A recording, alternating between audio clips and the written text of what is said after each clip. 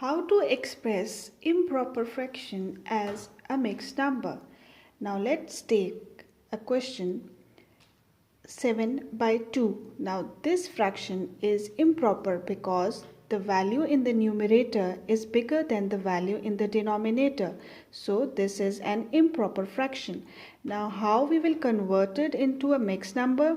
We will use the method of division. We will divide 7 by 2. 2 is the divisor and we will put 7 inside. 2 times 3 is 6. We are left behind with 1. Now 3 is the quotient and 1 is the remainder. Here we have used the method of division. Now 7 by 2, the improper fraction can be written as 3 whole number 1 by 2. This is a mixed number. It is also read as quotient remainder over divisor or whole number remainder over denominator.